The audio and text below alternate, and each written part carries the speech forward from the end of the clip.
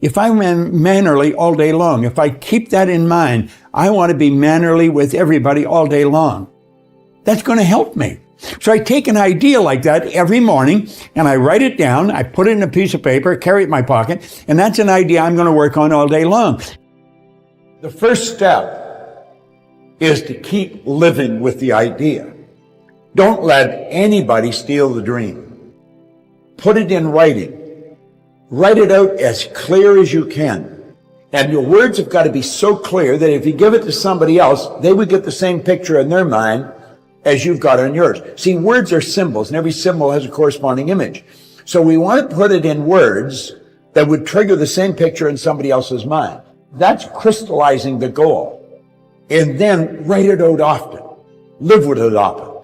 And you will set up an attractive force because the image is setting up the vibration. The images in their mind control the vibration you're in. Now, the vibration you're in is going to dictate what you attract to you. So the first trick of life is fall in love with the idea. You will move on to the frequency that that idea operates on.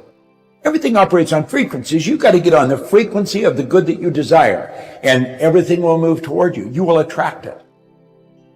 It's a matter of decision. Now, it may take a while before it manifests outside, but when it happens inside, it's already happened. You don't have to know how you're going to reach it. That I know where I'm going, and I know I'm going to get there. I don't know how I'm going to get there. See, the how is what stops most people. Most people get stopped with the start. They never get started because they can't figure out how.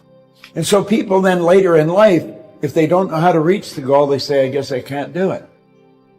Well, if you knew how to reach it, you would have it. The trick is in figuring out how to reach it. The how is the important thing. You hold the image, and every day you're moving toward it.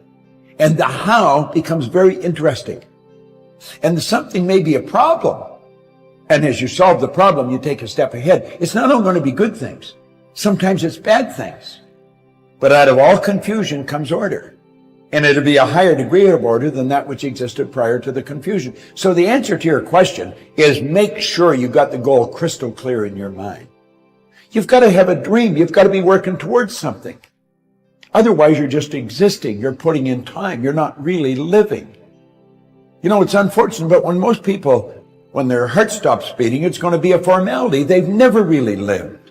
I think we should do what we love doing with our life.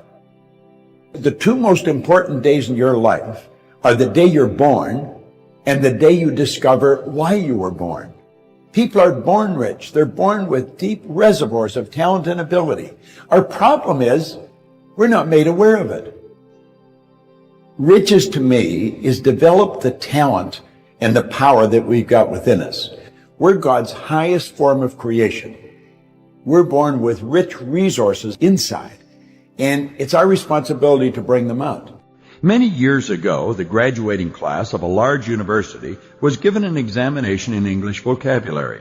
The test scores were graded into groups of 5% each, the top 5%, and so on down to the bottom. At regular intervals, during the next 20 years, questionnaires were sent to the surviving graduates, asking them their occupations, incomes, and so on.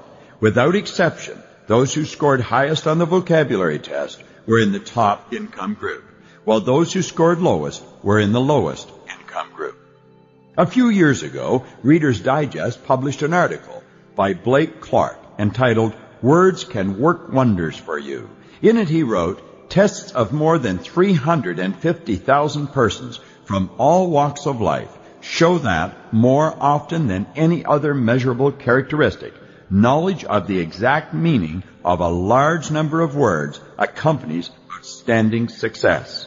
He also mentioned the work done in this field by scientist Johnson O'Connor and gave O'Connor's best illustration of the importance of vocabulary. Tests were given to executive and supervisory personnel in 39 large manufacturing plants. The results showed that every one of the people tested rated high in the basic aptitudes that go with leadership. Differences in their vocabulary ratings, however, were definite and dramatic. Presidents and vice presidents averaged 236 out of a possible 272 points. Managers averaged 168, superintendents 140, foremen 114, floor bosses 86. In virtually every case, vocabulary correlated with executive level and income. Children with the best vocabularies get the best grades in school. A salesman in his 50s who was in the bottom 5% of vocabulary worked himself into the top 45% and is now vice president of his firm.